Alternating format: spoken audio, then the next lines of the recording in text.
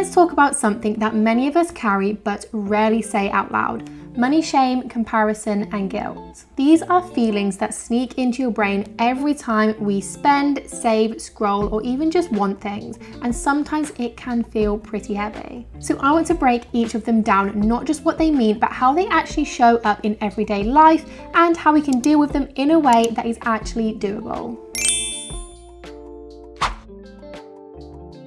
Money shame is that internal voice that says you should have known better. It's the sting you feel when your card declines, or when you're still paying off debt and think, why didn't I get it together sooner? And sometimes it is not even about those big money mistakes. Sometimes it's just this constant sense that you're failing. And shame thrives in silence. So what helps? We need to talk about it with someone you trust, or even anonymously with someone online. I know that this sounds super obvious, but shame really does shrink when it is spoken about. Also, it's really good to just reframe your past choices. Instead of "I was so irresponsible," try saying "I made the best decision I could with the information I had."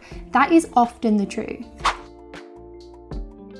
Comparison is that gut punch feeling when someone your age just says they just bought a house, a really expensive car, or they're going on their 3rd holiday this year. We all know that Instagram is curated, but the comparison hits anyway. And now people are kind of curating their struggles too. I see a lot of broke girl content where they're filming something in a flat that looks like a Pinterest board. And suddenly your version of broke or your timeline just feels wrong. So what helps? Start tracking your own progress. Like a monthly check-in that has nothing to do with anybody else, this is solely your own. Something like, what did I do well this month? We need to be looking at all the good things. Also, make sure to unfollow any accounts that make you feel bad about yourself or make you spiral. Not because they're bad accounts or bad people, but because your nervous system doesn't need that noise right now. Protect your own peace like it's a part of your budget.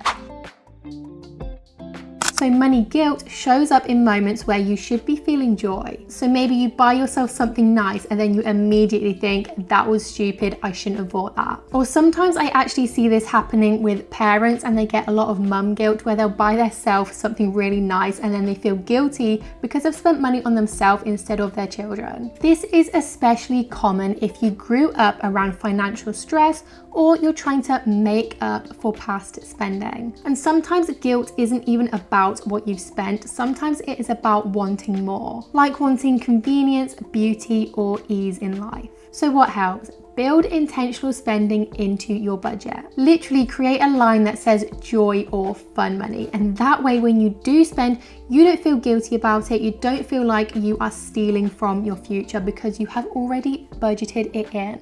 Also, make sure to check if that guilt is yours or if it's just inherited. Are you feeling guilty because you genuinely overspent, or because your inner critic sounds like your mum or a money guru on TikTok?